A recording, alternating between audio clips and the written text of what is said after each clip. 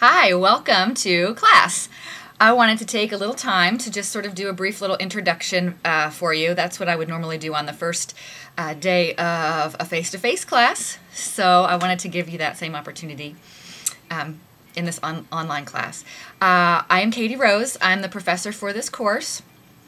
I have an office in the Human Development Building on campus, and that office information, location information is on your syllabus.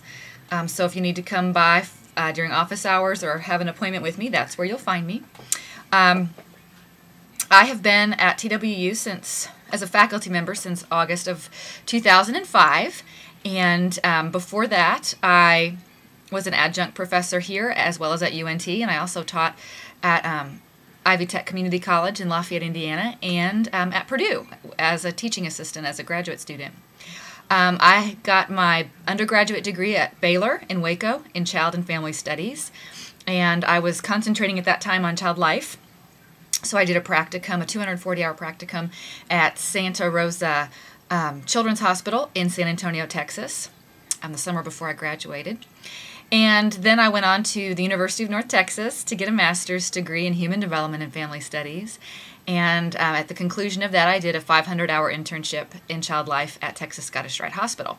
So for those of you who have an interest in child life, feel free to talk with me about that if you ever want to. Also, Dr. McCarroll in our department is very well versed in child life, as many of you know. She actually received her certification very recently and does a great job with our child life students.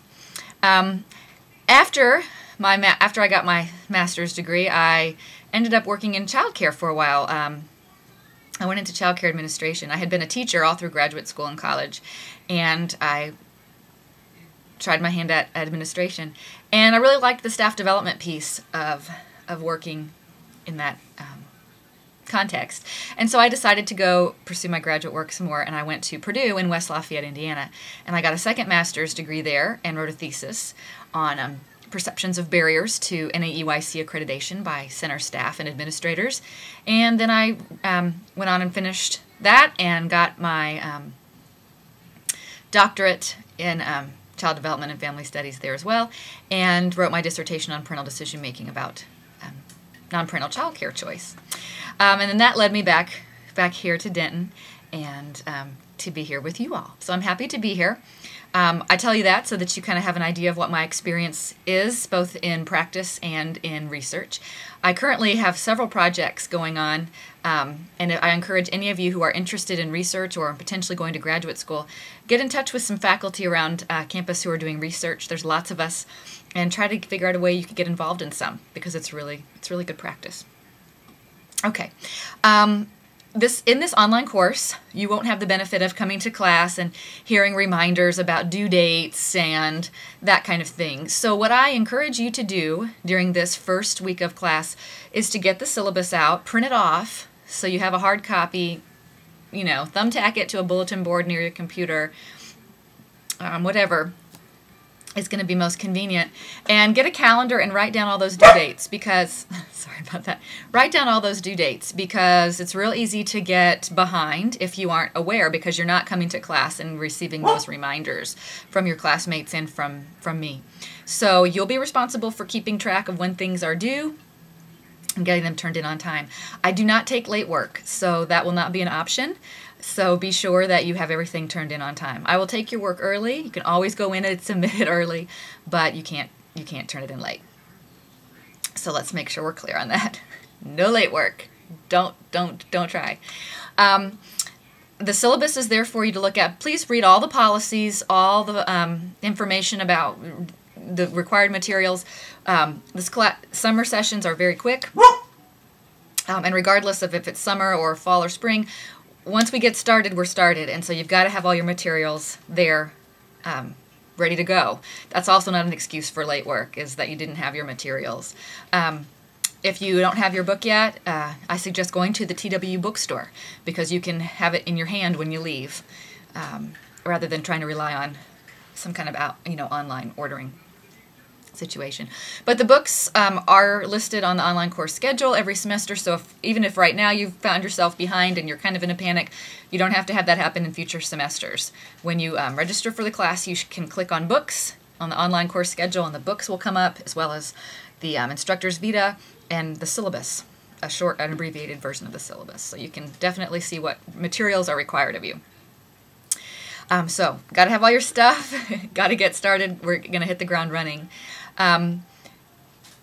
The course calendar is there for you to look at and see when things are due, what readings you have each week, what assignments are going to be happening, if there's videos to view, all that kind of stuff. So be sure that you are real well versed in that syllabus and you know what is expected of you. If you have any questions at all, let us know. Okay. You can typically expect your work to be back to you within 2 weeks. I give some pretty detailed feedback, so it sometimes takes a little while to get it to everybody, especially in a class that has 25 or 30 people in it. So be patient with us, but that's the turnaround time you can expect. In terms of communication with me, email is the way I prefer that you communicate with me, because I oftentimes can just send an answer back to you right away. Calling me and leaving me a voicemail has got to be my least favorite method of communication. And I'll tell you briefly why that is. It's because our voicemail comes through our computers and it comes as an email attachment. So one thing, it kind of takes up a lot of space in my email, and then other people get their emails rejected, bounced back, because my box is full. Another thing is I have to listen to it out loud, and so there's a certain lack of confidentiality about that. So I try not to listen to them until I'm absolutely in private, which may mean that there's not people hanging around outside in the office suite waiting to meet somebody else, you know, that kind of thing. So your message may not get listened to right away. And then it's just extra steps in this digital age of, you know, and then I have to call back, and if I'm not in my office, it might take a while. So it's far better for you, unless it's something really personal, and even then, I would say send me an email and say I have something personal to talk about. Can we schedule a phone conference? Because that way you can kind of have more of a guarantee that I'll actually be there to pick up the phone. So I guess I don't want to discourage you from calling me, but maybe let's have an appointment to talk on the phone, because that's just a lot. You'll get a quicker response that way. Let's just say that. If it's something personal, feel free to email me and we can schedule a time to talk, either in person or on the phone. Or I can sometimes just get an answer back to you very quickly that way. If it's something that would benefit everybody, like there's a mistake in the syllabus, what's the real due date, or something like that, go put it on the Q&A boards, because that way I can answer it once for everybody. That's another thing I will encourage you to do, is before you ask a question of me or the GA in the course, go look on the boards and see if the question has already been asked and answered. Because there's nothing worse than having someone ask us the same question over and over and over again. And you might get an email that says something like, that's already been asked and answered on the Q&A board. And then you kind of feel like, oh gosh, you know. So go look there first. And then if you still don't understand it, by all means say, I checked the board, I saw this answer, I'm still confused, could you clarify for me? And we'll be happy to do so. So email is the best way to get in touch with me. But we can always schedule a conference if we need to. 2-week turnaround on grading. I have about a 24-hour turnaround time on responding to emails, or it'll be longer if it's a voicemail, because I may not necessarily be where I can listen to the voicemail. So 24-hour turnaround on emails, unless it's the weekend. If it's after 5 p.m. on Friday, it'll be Monday morning before you hear back from me, most likely. Keep that in mind when you are completing quizzes or exams, because if you email me on a Saturday afternoon, you're locked out, it might be Monday morning before I get to it. So just keep all that in mind as you're scheduling when you're going to do things and how you're going to take care of things. I'm really glad that you're in this class. I'm happy to have you here. That was just a little bit of stuff that's sort of the highlights from the syllabus that I like to sort of make sure everybody really understands. If you have any questions at all, let us know.